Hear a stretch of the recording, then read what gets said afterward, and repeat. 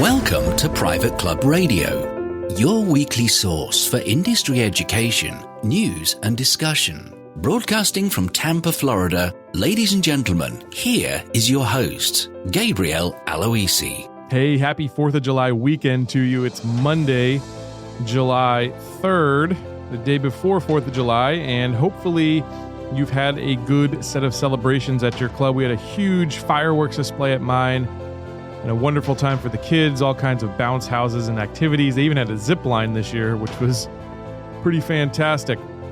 My kids were a little too young for that. I was dying to do it myself, but just didn't get the opportunity. The line was too long.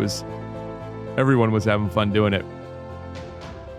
Well, we have a fantastic episode for you here today. We are talking all about boards and board dynamics. So we're first going to be joined by a couple of board members from the Concert Golf family, Megan Putnam of Heathrow Country Club in Orlando and Jody Myers at McGregor Downs in Raleigh, North Carolina. We'll be chatting with Peter Nanula of Concert Golf Partners and talking about what happened over at those clubs. And before that happens, we'll be chatting with Norm Spitzig, fresh from his trip to Colombia.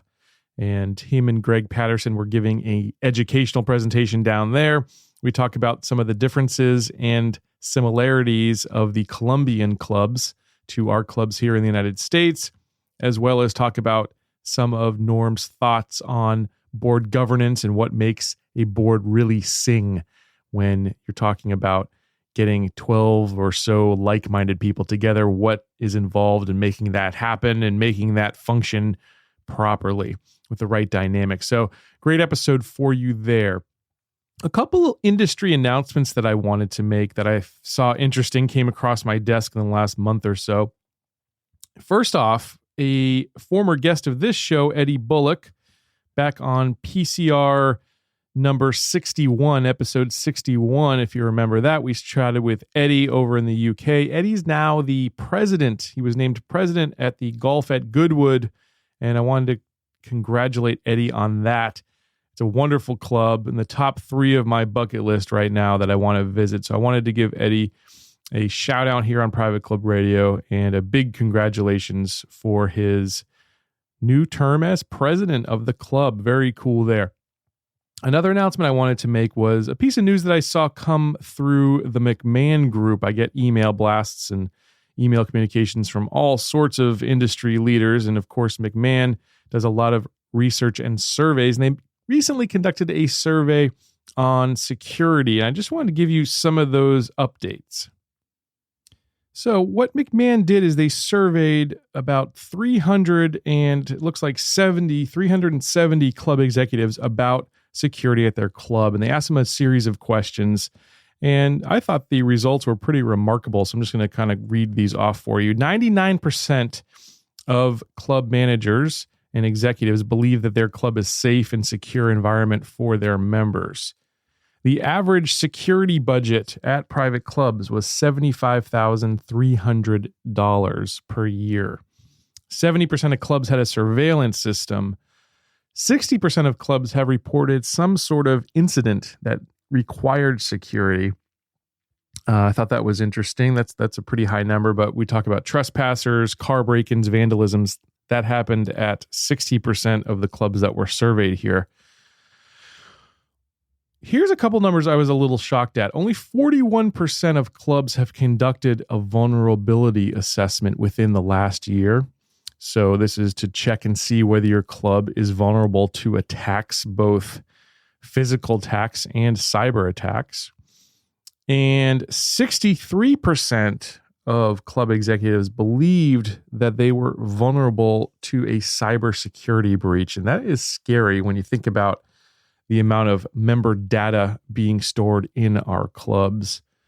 And I just think that's a huge opportunity, obviously. If you haven't done something like that, I would really encourage you to have that type of security assessment done at your club and to, if you believe that you're vulnerable, fix those breaches. We spoke just a few episodes ago with Naeem Hamdar of Card Connect about how his system can keep the personal and private information of your members safe and secure in terms of the credit card transaction, why that's so important. So if you haven't heard that episode, go back and listen to that one. But would just, again, definitely recommend you do an assessment of your own security or club security, because we're all throwing these huge events. And I was thinking about it because we probably had, I don't know, at least 3,000 or 4,000 people at the country club over Saturday when we had the fireworks display. And I was just thinking, man, what an opportunity that is for risks and things happening. And I'm sure that my club had it under control. And I do know that there were some police officers even on the scene. But that is just a huge opportunity, and those opportunities exist in our clubs all the time. So I don't want to be a fear monger or have you sweating over there, but it's something that we all need to look at as clubs, I believe, because it's a different world out there. Times have changed, unfortunately, and we're not all behind gates. And so even if you are behind a gate, that doesn't necessarily protect you, but I digress. Get a security assessment done. That's the point of this. Thanks, McMahon, for putting out that research. Much appreciated. All right, it's time to bring you this month's edition of Masterclass. And now, it's time for your monthly Masterclass, presented by Master Club Advisors. Well, welcome to another edition of Masterclass presented by Master Club Advisors. This month, I'm joined by Norm Spitzig. Norm, how are you today? I'm doing fantastic. Thanks as always for having me, Gabe. Yeah, and you just came back from Colombia. You took a trip to Colombia with Greg Patterson. Love for you to tell folks about what happened down there, Norm. I did. It was really an exciting trip. To give you a little history, 11 years ago, I think that's right, 11 or 12 years ago, I was the first person from the United States to be invited to speak in Colombia. And I must admit, 11 years ago when I went with some trepidation. It crossed my mind that I might get kidnapped and all those crazy things that pass through your brain. And that trip was really pretty good. Mm-hmm. And so Greg followed me 2 or 3. And the next thing you know, we got asked to go to have kind of our dual show to go back down there. And we went a couple weeks ago, and it was fantastic. It really was. That's awesome. How many clubs were in attendance, and were they coming from just Colombia or from other parts of South America as well? Other parts of South America. We had a mix of board members and general managers. We had a few kind of mid-level management there, but mainly GMs and board members. Yeah. The majority were from Colombia, all the big cities in Colombia. We were in Bogota. Mm-hmm. And we also had people from Ecuador. We had people from Peru. We had people from Argentina. Nice. And a couple other places. So it was really a mix of people. It was great. That sounds awesome. So what kind of stuff were you guys discussing? I think it was probably related to board and governance and things. Tell me about the stuff you and Greg covered. Well, it was great. Greg and I have this kind of dueling show where he talks, I talk. We tend to interact with each other. We have we try to get a lot of interaction. And our topic is called Life Lessons from the Wonderful World of Private Clubs. And we set it up this way, that Greg and I are geezers, at least by age-wise compared, maybe not the way we think, but age-wise compared to most of the attendees. And we have like this list of lessons that we think we've learned about life or they're applicable to clubs, and how to make your operation better. At the end of the day, obviously people want to come and learn how to make their operation better. So we talked, just to give you a little sort of background, which I think is pretty interesting. When I go to these, I think good speakers, you speak to a lot of groups. I think there's always this little nerves go through you. Will my message resonate well? Will people understand? Will this be meaningful, especially going to a different country? Yeah, especially a foreign audience. Yeah. Yeah, and especially when most of the attendees did not speak fluent enough English to listen to us in English. Almost everybody spoke a little English. Yeah. But so we had a translator in the back where people were wearing headphones. Mm-hmm. And so, when you go through the translator issue, you never really know if it would go well. So there's always this little trepidation. Sure. But I will tell you, we didn't have any of that. Greg and I we got a great ovation. We talked about things that resonated well here in the U.S., but we're not sure if they resonate. Anyway, we talked about strategic planning, membership development, food and beverage. The big topic was, how do we get boards to understand their role is to think strategically, to govern, and to get out of the day-to-day operation. Of course, Greg and I looked at each other and smiled, because that's something that's really near and dear to our heart, and it's obviously something and an issue that permeates clubs here in the U.S. So when we got to that, the whole room went up 2 more notches in terms of interest. It was Nice. fantastic. Did you find that the problems are similar down there that we have here in other parts of the world as well? Yeah, I think so, and that's what I was trying to say, and maybe I didn't state it as eloquently as I should, but yes, the problems are the same. Members and directors wanted to understand, what do we need to do to get more members? We need more members so that we have a vibrant and a number of people. We have a vibrant club, and we have enough people so that we're financially viable. How can we improve our food and beverage service? How can we attract and retain quality staff? How can we get out in the neighborhood what our club is really about, and deal with some misperceptions? We went to one club called Guaycama, I think, but if I botched it wrong, I'm sorry. It was outside of Bogota. It was generally viewed as sort of one of the 2 really premier clubs in the area. And this club had the most modern, state-of-the-art food and beverage order and delivery system I've ever seen. It was as good as any club I've seen anywhere in the world. The Bellagio would be proud to have it. Yeah. I mean, it was unbelievable. Wow. So same issues, though, same issues. And, all that does when you're a speaker is really engage you to get involved further. And Greg and I obviously both did, so it was fun. That's awesome. That's awesome. Well, let's talk about some of those governance issues that you're seeing out there and the trends that are happening out there in private clubs, not only in the United States, but down there in South America. What are some of those trends that you're seeing happening?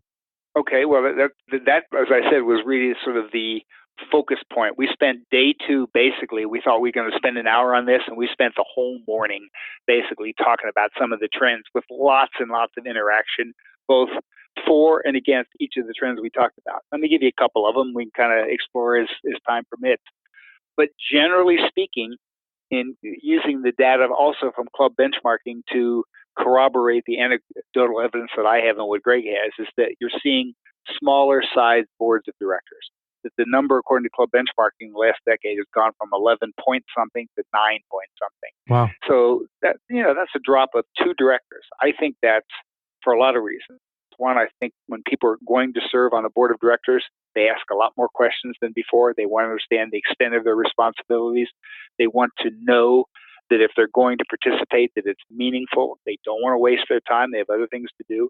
And so I think it's harder to get people to serve on boards. And so practically, I think that's one of the reasons why people have reduced the size. Mm-hmm. But also, I think they don't want the meetings to be unwieldy. I think they want to have a focused group of leaders who really are trying to do the right thing for the club and not waste their time.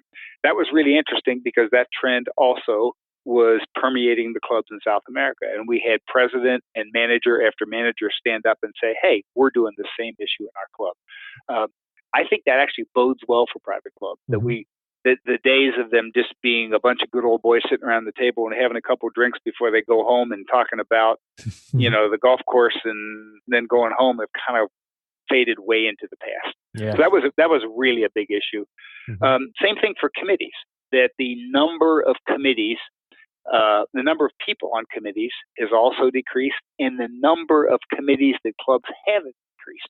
So clubs have said, look, maybe we really don't need to have a, assistant pool or, an associate pool towel committee meeting. And I'm just exaggerating. Maybe we really don't have to have a whole committee talk about that. Let's hire a good manager who can do these things. And let's talk about the important things, membership development and, financial, the budget committee and the key kind of things that we need. So that was really a hot button for a lot of people too. So, the more Greg and I talked, the more we got into debate. I'll tell you one that was really interesting though. Greg is a firm believer in the importance of club committees. Mm-hmm. And I am too. But his hot button, and he'll tell you this, is that the more that he can interact with committees, the better. And I kind of took the opposite side and said, look, I like committees too, and they have a useful function, but I have seen a lot of clubs where you have weak GMs and committees have kind of taken over the day and are starting to get into operations way beyond the scope and can of what committees should do in clubs. And that was probably the single issue that ignited the crowd. We had presidents stand up and say, you're right, we got committees micromanaging. And then Greg would talk about the importance of committees, and I would agree with the president. It was really a hot button issue, but I think it is an issue in the U.S. clubs too. Sure, absolutely. Now, terms is another thing that's they're really being expanded and instead of contracted. Can you talk about that a little bit, Norm? We did, and I think this is a trend that I'm certainly seeing it. One of the clubs that I'm working with now has a president for 2 years as opposed to 1 year. Mm-hmm. If you can find the right person at your club who's willing and able to participate for 2 years as a president, I think you're going to have a better chance of avoiding the blips that come with this sort of short-term, one-year president who wants to cram his agenda with all the things that are important to him. And that sounds, obviously, a lot of presidents don't do that. They want to do the right thing. Sure. But giving you 2 years has a lot more calming effect that we don't need to rush everything through. We can really focus on governance. Let me give you two extremes. One of my favorites is the New Orleans Country Club, where Bobby Kerfassi is the GM. Bobby's a great friend of mine and a really top GM, really highly respected. I'll get this perhaps wrong, but conceptually I know I'm close. They have roughly 9 members on their board, and they appoint one new person a year, so you basically will serve for 9 years. Mm-hmm. So think about that. By the time you get to be president at the end of your tenure, you've been through a lot of the committees. You understand the history of the club. You're not inclined to go in and make any sudden changes or do anything dumb. I think that's a really good model if you could adopt it. Yeah. There's a club I work with in South Florida that had 12 people on the board. This is several years ago, and they had 6 new members of the board every year. Think about that governance model. I mean, just the opposite, chaos, reigning. So, right. Did they all turn over at the same time, or was it staggered? No, they did. Six came on and 6 went off. So, they had the new group fighting the old group. So that's not the way to be. Have you seen any cases out there, Norm, where they stagger it, where maybe like half the board or a quarter of the board turns over? That way there's not this huge turnover all at once. Does that happen? I would say the most common model, probably not the majority, but certainly the significant minority of clubs, have 9 people on the board and they turn over 3 a year. That model's fine. It really is. I think that's pretty good. The 9 seems to be a workable number. 3 years on the board is pretty good. Mm-hmm. Most clubs give you the option to opt for a second term, so you've got 6 consecutive years. That's pretty good for tenure. Yeah. Usually the president emerges during his or her second term on the board.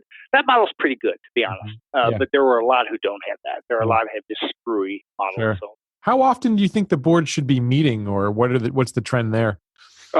Trend is interesting. Again, it's certainly not an avalanche, but you're seeing little snippets of this occurring at more and more clubs. Clubs are saying, look, do we really need to meet every month on the second Tuesday of the month just because for the last 70 years we've always done that? Right. Maybe we could go back to quarterly meetings. If we have a good GM, maybe we don't need to meet. Even when I ran Fort Wayne Country Club 30 years ago, we had 10 or 11 meetings a year. We took off in the month of February.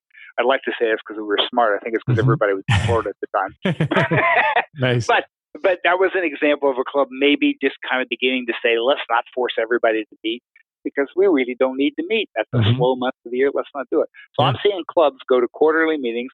I'm seeing committees go to quarterly meetings or even as needed meetings. It's not that they're an ad hoc committee, but let's not meet every month for the House Committee if we don't have anything to talk about. We're just going to rehash. Now, when I say that, you should see the fire come out of Greg's eyes. Oh, I want to meet every month. He loves those committees, and I do too, to a point. But there's no need, in my opinion, to be an effective club in terms of governance to meet for the sake of meetings. Right. People are having action agendas today. That means we meet. You are required as a director to read the minutes from all the committee meetings in advance. We do not rehash your committee report. You don't even bring it up. You bring up the action items that you recommend that the board approve, and that's it. So you have the meetings, and they take 45 minutes or an hour. If you can do that, you're doing some good things. Right. Yeah, absolutely. How about succession planning? Let's talk about that. What's going on there in terms of trends with boards? This came up. It was kind of a secondary issue. I see some clubs, especially the really bigger clubs where you can afford a strong number 2, are saying, look, we want to hire a strong number 2 who can take over.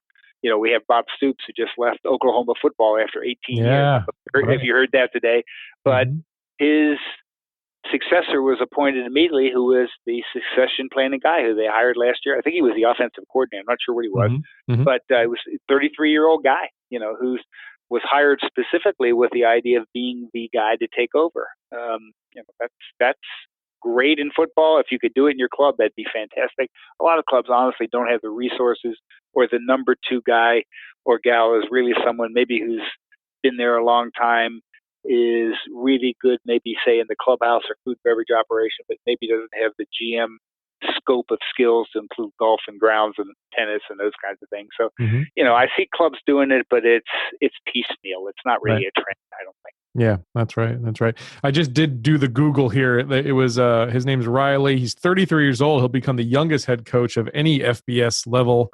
And he was the offensive coordinator, like you said. So that's pretty cool. I heard that this morning. I kind of admire guys who go out on the top. He obviously, had a great record, and Oklahoma's had a history of some pretty good coaches. And I guess he said in his late 50s, enough was enough. I kind of admire that. That's pretty neat. That's right. All right, Norm, that's going to wrap it up for those questions. But I want to talk to you about, obviously, Master Club Advisors and how you're helping clubs out there.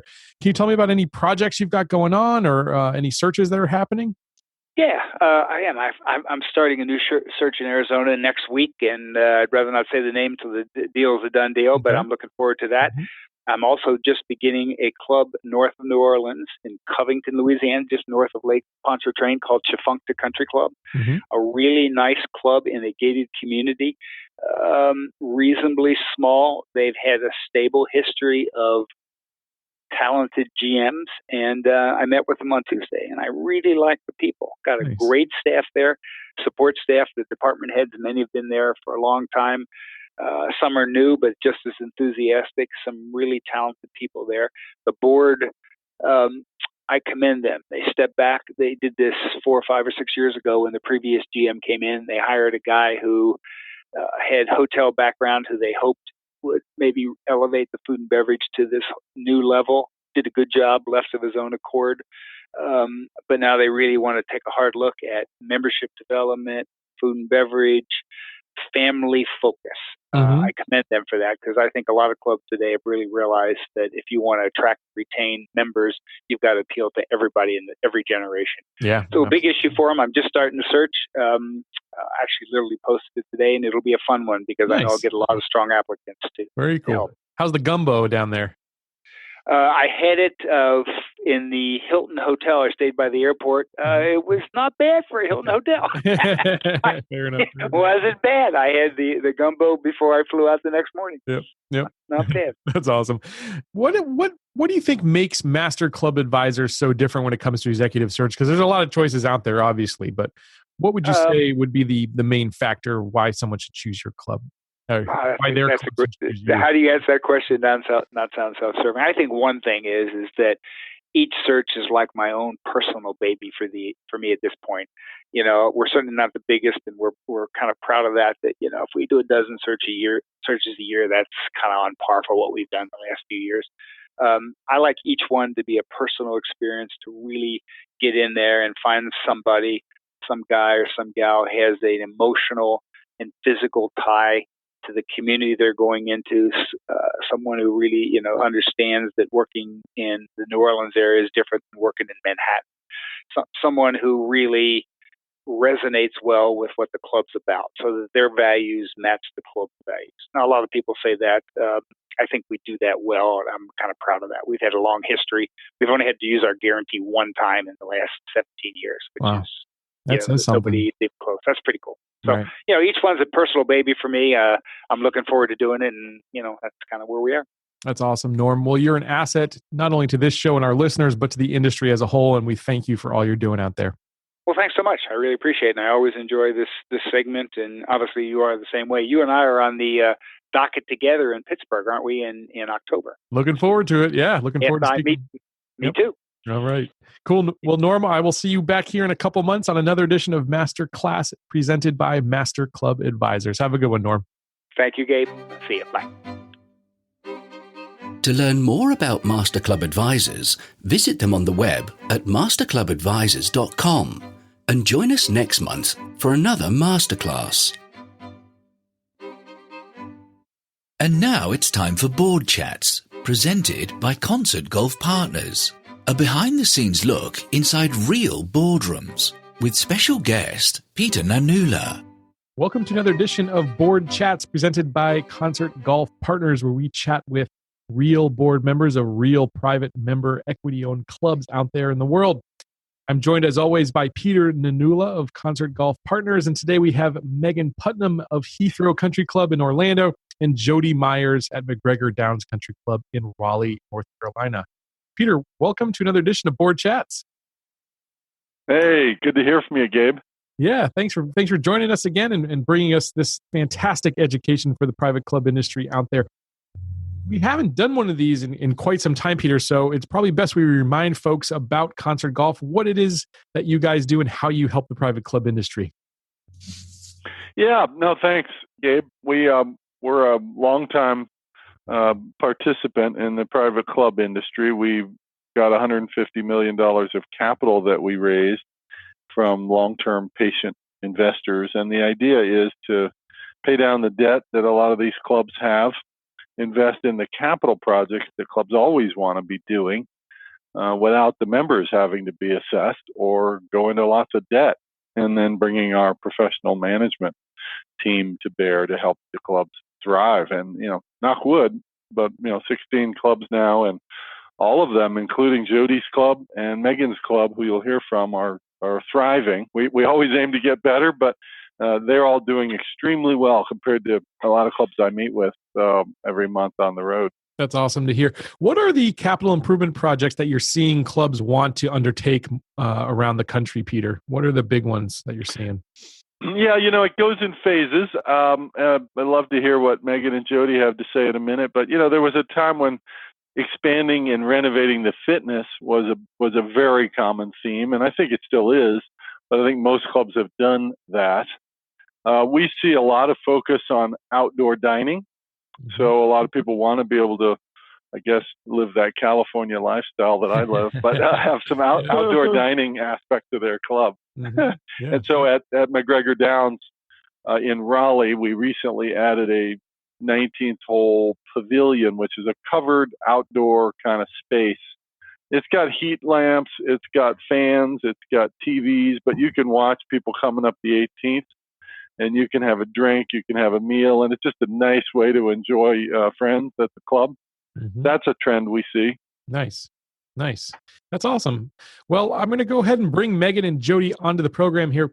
I think this is a really special opportunity because we're speaking with two ladies for the first time on this segment, and often, of course, boards seem to be dominated by a lot of men out there, and it's great to get the opinion of some strong women leaders out there in the industry. So I'm joined first by Megan, who is a board member at Heathrow since 2011, actually, and she leads the member advisory board and works closely with Concert Golf Partners. She's also, I believe, a member at the Amelia Island Club. So, Megan, welcome to Private Club Radio. Thank you, Gabe. Yeah. And then we've got Jody here, who is a board member at McGregor Downs Country Club in Raleigh. She's a business owner, and she's very involved in board decision process, and she was very involved in the recapitalization project that happened with Concert Golf Partners. So, ladies, first question for you. Often we think of the board situation as 12 angry men sitting around. It's a boys' club, but those times are changing. So I just want to first ask you, what has been your take and what's been your experience as a woman in the boardroom? Well, it's been fantastic, and I participated on some committees prior to the concert acquisition, and I have seen it trend so positively over the past few years. I am one of 4 board members currently on our advisory board, and we are treated with great respect, and they highly value our input, especially on the family piece of our club. I mean, we have really transitioned from a men's golf facility with a couple of side projects, kind of to appease the families. And everything about our club is family centric. Our golf course is the best it has ever been in the history of McGregor Downs, period. And that's all attributed to concerts. So that has been fantastic, and that keeps all the men and the lady golfers very happy. But on top of that, we have a tremendous youth golf program. We have activities and camps and facilities, new playgrounds. As Peter mentioned, our 19th hole, our covered patio, it is packed all the time. So Nice. It has been fantastic. So as a member on the board, they very much value what we have to say and listen to our opinion and take action on it. So it's been my pleasure. Well, that's awesome. That is awesome. Megan, I want to turn it over to you. Can you give me an overview of your club and what your experience has been sitting on the board there at Heathrow? Sure. I echo much of what Jody said. I think that being on the board, we get an opportunity at Heathrow to sort of hand select who those board members are. And having sat on boards previously to Concert at Heathrow, there was nowhere to go but up. Mm-hmm. So it was a relatively low bar in terms of getting involved. And the latitude that Concert gave us, as well as Peter's COO, Susan Donovan, was to just take it, run with it, keep it organized, and make sure that you focus on the right things for the members at the right time, all aligned with what Concert's goals are for the club, et cetera. So my participation, I would tell you, was met very well. I mean, I'm an avid golfer. I play tennis out there as well.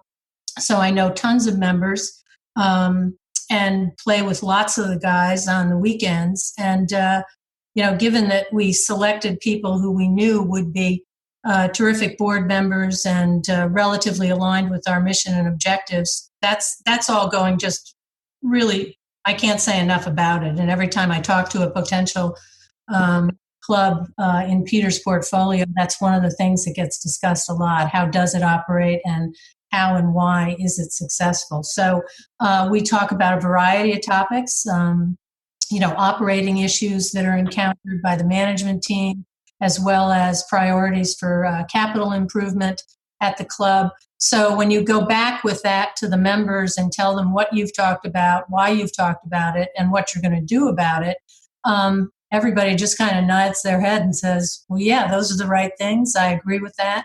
And let's just move on. So from a board perspective, nothing but positive on that front.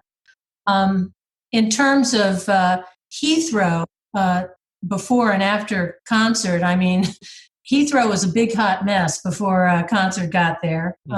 And rather than delving into all of the reasons why, other than owned by perhaps the wrong individual in the wrong space, and then having Peter come in with his team, it's just, again, it was distressed.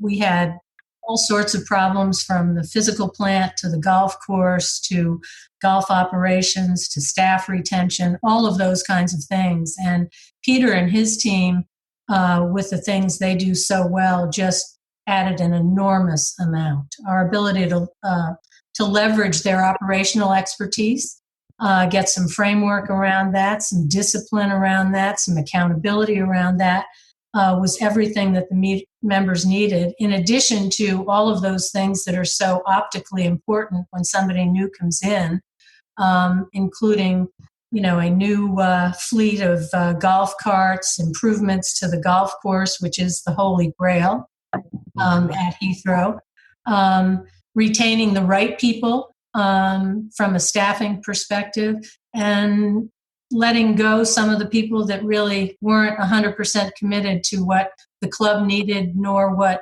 Concert and the members wanted out of the club. It's just been an enormously positive experience for the members. And I think as they reflect back, certainly being anxious with Concert coming in, thinking, what's Peter and team going to do? Are they going to keep it for a couple of years and then flip it? It's been exactly the opposite. The first thing they did was just inject the capital in the right areas that the members could touch and feel. So the members responded to that. And today, I would tell you, we're one of the best clubs in this category in Orlando, hands down. Yeah, I actually have a number of friends who've been over there and just rave about that property. It's fantastic. What was the biggest difference in having going from that developer-owned model in bringing in a concert or a golf operator like them? Well, the developer was, their focus was on real estate, selling houses, selling portions of the land, whatever it might have been. And the country club was just this bright, shiny object that looked really pretty in the midst of all of that. But their number one priority was real estate. Yep. And so went the market, so went their attention to the club. And when we went through the disastrous 2008, 2009 years, and things became tougher and tougher on that side of the line, our owner was not investing in the club. He knew where he was headed, not having a large base of capital to work with. So, the difference is Peter comes in and talks to the membership, the leadership team at the club, and what are the big issues. They have great assessment tools in all the categories which the club is responsible for: food and beverage, the golf operations, all the other amenities. So with the board and their expertise, we're able to prioritize what needed to be done in sort of a rolling 18-month model, and just started executing on that. So that execution, compared to an absolute lack of attention from a real estate developer to somebody who owns and operates these kinds of country clubs, was just enormously evident to the membership. So that was huge. Sure. Now, Jody, you were going from a member-owned model to bring in concert golf. So what was that transition like for you? Well, we were member-owned. We had a board of governors that was an elected group that turned over every 3 years. And so that in of itself just presented a lot of issues. The decision-making, one board would vote for something and it got turned down by the next. We had constant assessment. So capital was always a issue and an ongoing concern. So it was just very difficult to really accomplish anything that needed to get done. We started looking at outside options out of pure necessity. I mean, we were losing members because of the assessment and poor decision-making, or lack of cohesive decision-making, I should say. It's just very difficult to run a business with 400 voices, Right. Sure, a lot of cooks in the kitchen. Exactly, there were. And instead of being able to enjoy our country club, which is, it's there for entertainment, it became a job because there were, several side conversations going on, and there was always a topic that we, as a member-run organization, we had to decide as a whole. So it just became more of a burden in every way and in every day than what the purpose of being at a country club was. Yeah. Yep. So when we started looking at that, there were a lot of very mixed emotions and reactions, a lot of excitement for opportunity, but also a lot of apprehension about losing the spirit of McGregor Downs, a smaller, old, we have several legacy members and families that have just grown up there, and friends with the staff, and everyone knows your name.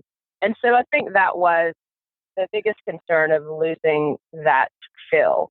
But now that it's been a few years, there's hands down, there was no decision at all. I mean, it was just so obvious, and it has been fantastic in every way. It's run efficiently, effectively, with the right people on board. Russ, our general manager, does an amazing job.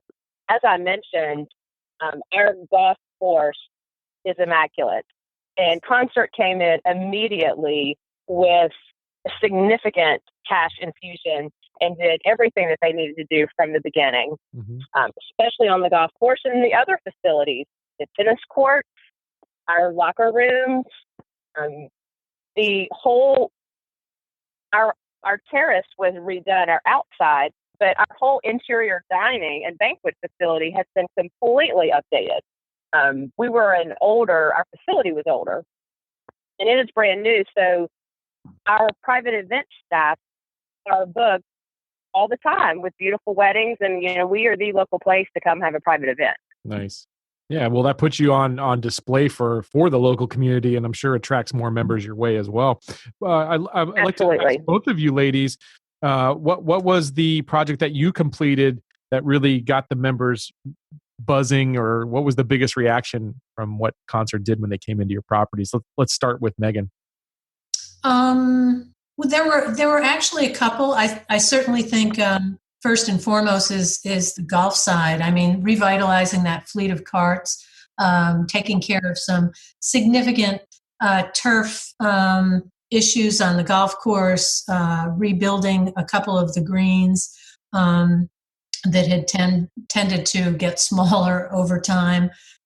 Those kinds of things were deeply rewarded by the golf members, of which there are about 400 plus at Heathrow. Mm-hmm. The other thing that was done is because we have, not in the same exact location as the golf course, but have a tennis facility, fitness and aquatic center, and hundreds of thousands of dollars were dumped into that physical plant, and that investment paid enormous dividends for that membership base. So those were very visible. The locker rooms were improved. The roof was replaced. The equipment was upgraded in the fitness center. The pool was recoated. All of those kinds of things just made a huge difference, and were certainly viewed as, from the member side, as Peter, what he says he's going to do, what Concert says they're going to do, they do it, they back it up, and you can see it. Nice. How about for you, Jody? What were the big buzz factors when Concert came in and did some things? Was it the outdoor dining or some other things out there? Well, the number one is the golf course. I mean, they came right in. We redid all the tees, redid all the greens with Champion Bermuda, changed the design on 3 or 4 holes, moved some bunkers, moved some trees, just made extensive improvements. We did get a whole new fleet of gators for the maintenance crew. And so they have been able to, work much more effectively. There were some noise issues, ironically, and the upgraded equipment helped substantially with that, just with the town that we live in. We were having problems, and that eliminated a lot of problems. We also are situated on a beautiful lake, and we were paying for irrigation separately and not using that local resource. So Concert immediately built an extravagant pump house, which I've seen, and it's fantastic. So we can use all the lake water for our irrigation, which is saving a tremendous amount of money. But I just can't say enough about the golf course, because they came right in very swiftly with huge capital and made it happen. It's followed very quickly by the food and beverage, the facilities, everything that I've already mentioned, which is a huge, substantial impact. Has that started to attract more of the families and women coming to the club out there in your community? Our club is booming with families. I mean, our average age has probably come down by 20 years. Wow. That's huge.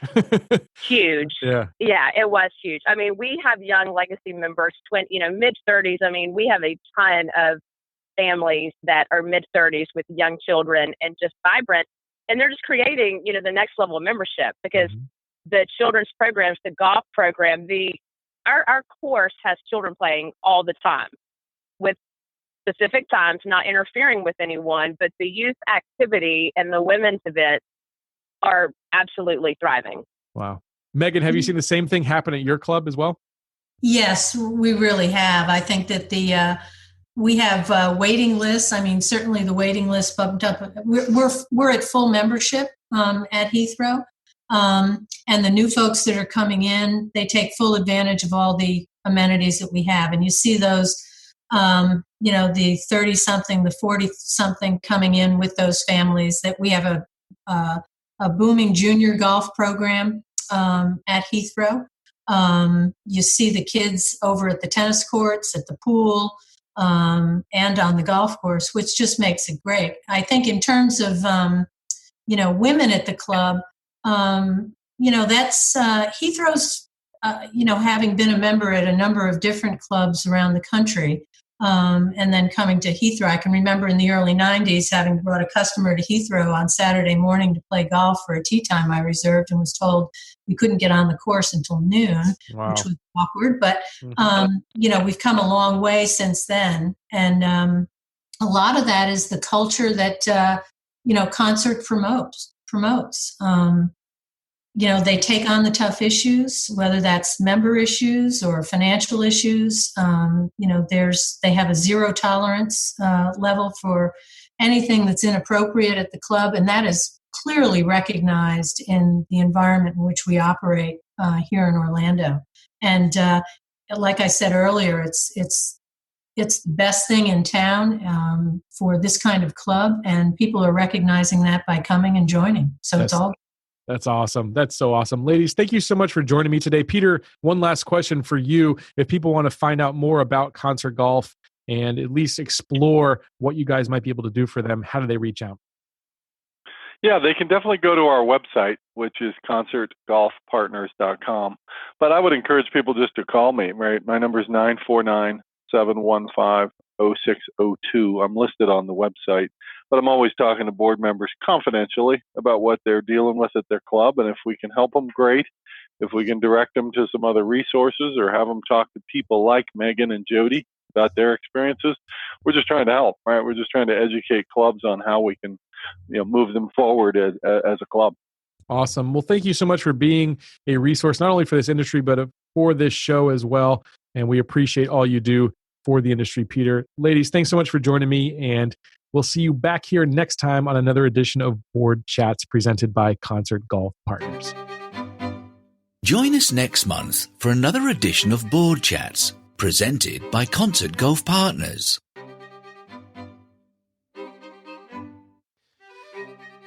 That's going to do it for this week's episode. I hope you enjoy the 4th of July festivities, get some fireworks in you, take some time to relax. Hopefully you get a day off here after the big celebrations.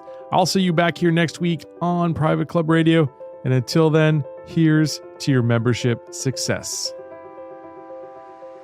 Private Club Radio is brought to you by the Private Club Agency, the premier marketing and consulting firm dedicated to helping clubs increase and retain their membership. Visit privateclubagency.com to learn more.